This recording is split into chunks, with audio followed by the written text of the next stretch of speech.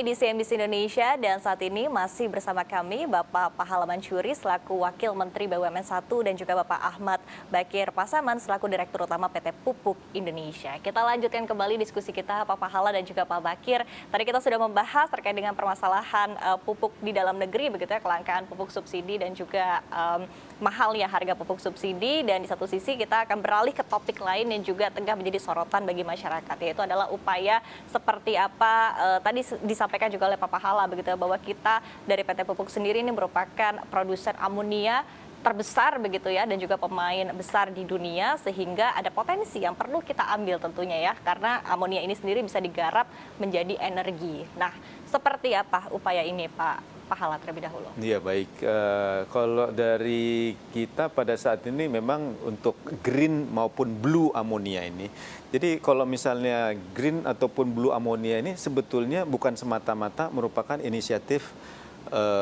energi saja. Tapi memang kalau kita lihat saat ini di dunia ini kan sedang terjadi upaya untuk bisa menurunkan emisi. Dan salah satu sektor yang memang berpotensi untuk bisa menurunkan emisi ini adalah amonia ataupun juga bahan baku daripada pupuk. Jadi sebetulnya upaya untuk bisa mendorong memproduksi blue ataupun green amonia ini bukan hanya terkait mengenai energi saja, tetapi juga untuk di bidang pangan. Karena harapannya juga jangan sampai nanti industri pangan ini menjadi kambing hitam penyebab adanya emisi. Jadi ada yang namanya green fertilizer juga, dan juga ada green energy. Memang sebagian orang memang menyampaikan bahwa masa depan daripada energi ini ada di listrik, di satu hal. Tetapi juga kalau listrik ini kan nggak bisa ditransportasikan kan. Yang bisa ditransportasikan secara mudah ini adalah gas ataupun BBM seperti yang ada saat ini. Nah ini sebabnya makanya masyarakat melihat bahwa salah satu yang memang sangat berpotensi adalah green hydrogen. Dan green hydrogen ini memang sangat susah ditransportasikan.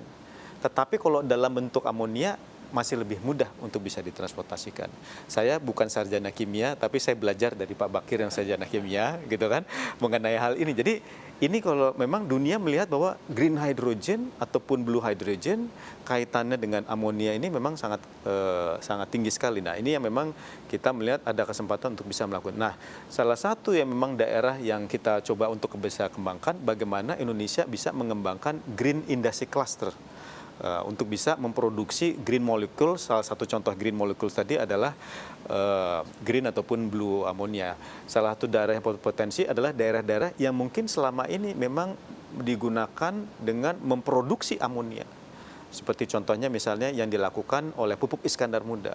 Dan kebetulan juga di Pupuk Iskandar Muda itu juga memiliki berdekatan lokasinya dengan old reservoir ya, atau sumur-sumur minyak atau sumur-sumur gas yang usianya udah cukup lama, sehingga berpotensi untuk bisa digunakan sebagai sumur injeksi untuk bisa memproduksi yang namanya blue ammonia tadi.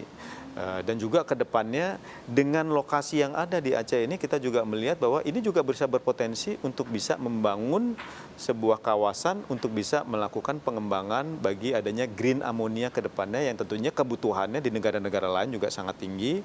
Dan ini memang sangat berpotensi baik itu untuk bisa melakukan produksi untuk bahan bakar yang terkait dengan khususnya adalah di marine fuel, menggantikan marine fuel yang saat ini digunakan, atau juga untuk bisa dilakukan co-firing ataupun dioplos ya dengan gas yang lainnya. Nah ini yang juga kita lihat bahwa salah satu pilot yang kita lihat berpotensi adalah pengembangan kawasan industri hijau yang ada di Loksmawe Aceh sebagai salah satu yang juga sudah diresmikan oleh Bapak Presiden.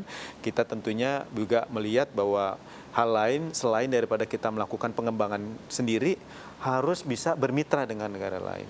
Karena negara-negara lain yang memiliki teknologi ini memang harus kita lakukan bagaimana kita bisa memiliki teknologi, khususnya adalah dalam hal ini teknologi electrolyzer yang memang betul-betul menjadi salah satu kunci untuk bisa memproduksi secara efisien. Oke, kembali lagi tadi ke konsep PT Pupuk Indonesia harus go global begitu ya Pak, termasuk dalam upaya untuk pengembangan ini sendiri. Nah, tapi untuk targetnya sendiri artinya di tahun 2030 ya Pak untuk bisa digunakan?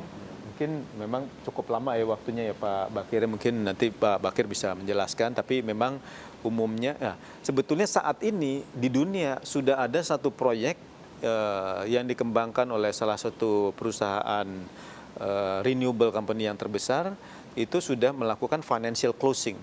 Jadi secara komersial ini memang sudah dilakukan.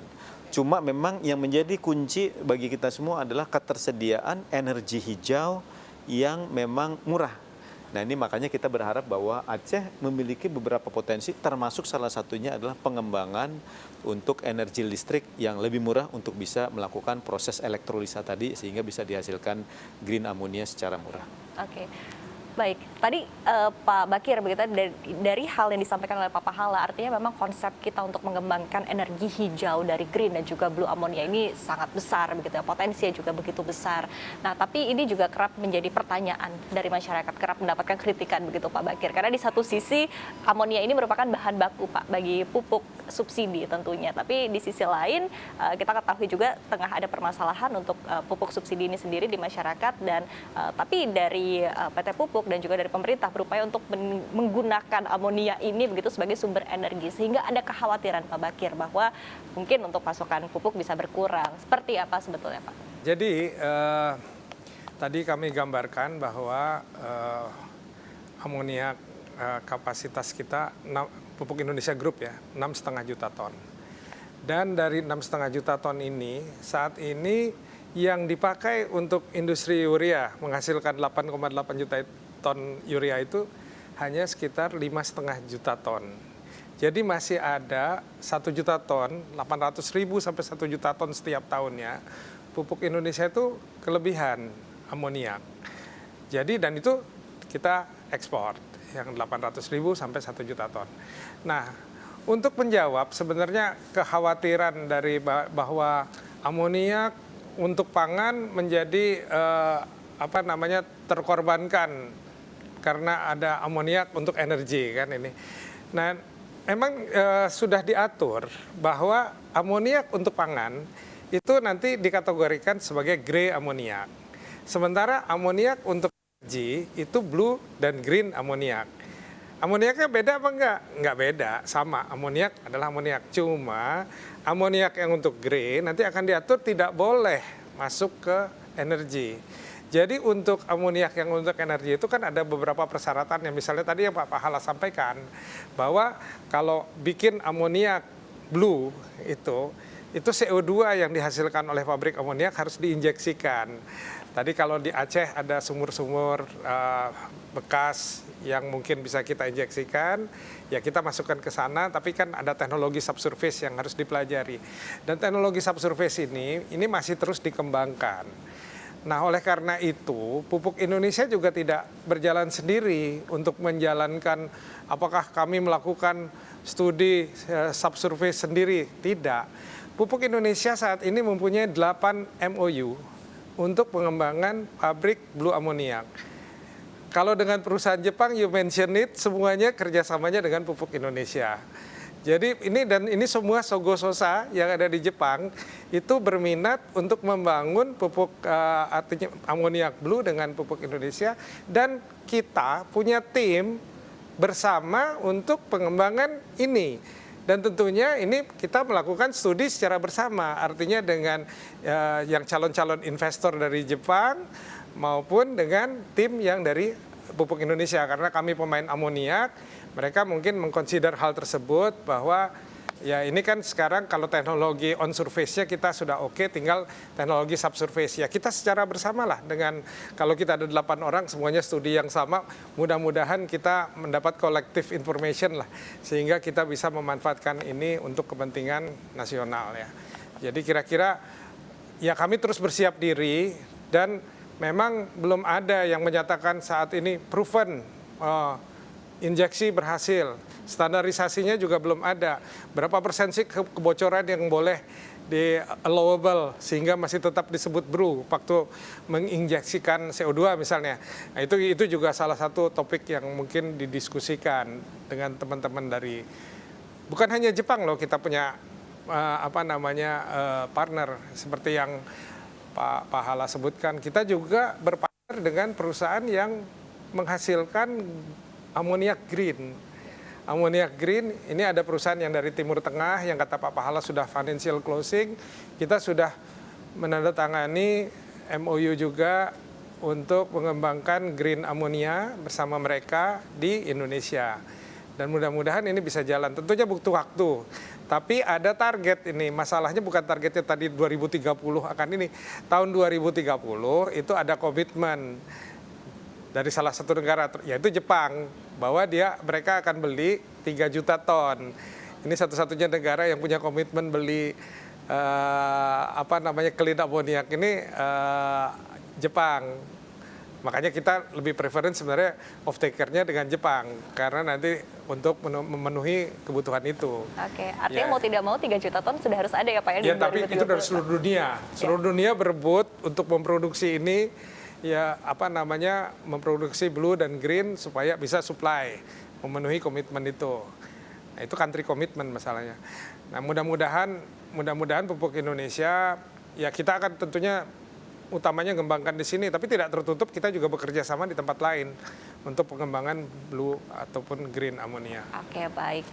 Dari Pak Pahala seperti apa tanggapannya tadi terkait dengan hal yang sama begitu ya tadi yang disampaikan juga oleh masyarakat, kekhawatiran bahwa nanti penggunaan amonia untuk energi ini bisa mengurangi penggunaan amonia untuk kalau dari kita clear sekali arahannya kepada pupuk Indonesia ya, artinya bahwa pupuk Indonesia memang yang paling utama adalah memastikan ketersediaan pupuk bagi ketahanan pangan. Nah, kalau misalnya memang ada berlebih, maka itu bisa digunakan untuk bisa memproduksi hal yang lain, termasuk juga untuk tujuan energi. Jadi buat kita nggak ada keraguan-raguan, ya fokus utama adalah bagaimana memastikan hal tersebut, termasuk juga tadi seperti saya sampaikan mensecure, memastikan ketersediaan daripada potas dan juga fosfat sebagai bahan baku utama. Ini di luar yang jenis pupuk amonia ya tadi ya, amonia dan juga urea, dan juga memastikan bahwa kita menambah kapasitas yang ada. Yang pertama adalah untuk melakukan pengembangan, karena tadi kan yang paling banyak kita kekurangan itu adalah untuk pabrik NPK. Jadi ini yang memang kita arahkan. Tapi kalau misalnya memang memiliki ketersediaan daripada green ataupun blue ammonia yang ada, ya tentunya kita juga bisa melakukan hal tersebut untuk tujuan ketahanan energi. Karena kan dengan adanya ketersediaan daripada blue dan pada green ammonia ini juga akan meningkatkan ketahanan energi kita. Karena tadi kan, dan juga belum lagi kita juga melihat bahwa ada sinergi-sinergi juga yang bisa dibangun antara pupuk Indonesia dengan Pertamina misalnya. Antara pupuk Indonesia dengan Pertamina dan juga dengan PTPN. Karena PTPN juga kan bisa menghasilkan biomasa, khususnya adalah dalam bentuk green carbon, yang nantinya juga berpotensi untuk bisa dihasilkan green energy tadi. Baik itu direaksikan dengan green ammonia ataupun juga dengan jenis green energy ya, molekul lainnya. Nah ini memang kita masih dalam tahapan yang boleh dibilang adalah melakukan studi saat ini. Tapi kalau kita lihat, kalau Indonesia nggak mulai melakukan studi saat ini, meskipun ini mungkin masih 4 tahun lagi bisa dilakukan, tapi partner-partner kita sebetulnya mereka cukup optimis. Seperti tadi ya, misalnya salah satu partner kita yang sudah melakukan financial closing tadi, mereka sangat optimis bahwa Indonesia ini memang sebetulnya sangat berpotensi, ada biomasanya, ada menghasilkan amonianya. Ini yang memang kita harus mencoba mencari untuk bagaimana kita bisa menjadi salah satu yang di depan untuk bisa menghasilkan green ataupun juga blue ammonia tadi, green energy tadi. Baik. Nah, kemudian terakhir begitu dari Pak Pahala begitu langkah yang dilakukan oleh pemerintah. Di satu sisi juga tadi ya sudah membantu juga dari PT Pupuk untuk go global, untuk bekerja sama dengan mitra-mitra internasional sebanyak mungkin dari sisi berbagai sisi tentunya. Tapi di sisi lain juga tentu ada dorongan lain yang dibutuhkan juga oleh PT Pupuk Indonesia seperti insentif dari pemerintah. Kemudian juga seperti apa tentunya anggaran untuk subsidi mungkin ya Pak ya. Dan di sisi lain juga saya rasa insentif yang paling besar yang sudah diperoleh oleh Pupuk Indonesia ini adalah dengan ketersediaan dan juga harga gas yang terjangkau. Dan kita sangat berterima kasih sekali tentunya dengan Kementerian SDM yang kemarin juga baru memaparkan juga mengenai hal ini ya, dan bahwa memang salah satu penggunaan yang memang kalau menurut kita pemanfaatan harga gas dengan harga $6 ya. Tadi itu untuk bisa digunakan memproduksi pupuk adalah salah satu bukti komitmen daripada pemerintah untuk bisa memberikan insentif memastikan adanya ketersediaan pupuk di Indonesia. Jadi ini menurut saya adalah salah satu justru menurut saya yang paling konkret dan yang memang betul-betul memang melihat bahwa multiplier effect daripada pemberian harga gas tadi yang memang betul-betul terjangkau itu betul-betul menghasilkan produktivitas saat ini. Saya rasa itu yang paling konkret. Oke, baik. Terima kasih Pak Pahala, Pak Bakir, diskusi yang sangat menarik tentunya. Kita harapkan ya untuk proyek-proyek yang dilakukan oleh pemerintah untuk pengembangan green ammonia dan juga blue ammonia ataupun juga untuk green dan blue hydrogen ini juga bisa segera terlaksana. Kemudian juga seiring dengan tadi ya penyelesaian permasalahan untuk pupuk sendiri di dalam negeri tentunya. Terima kasih Pak Pahala, terima kasih Pak Bakir sudah berdiskusi bersama kami pada hari ini. Dan demikian CNBC Indonesia Beyond Business.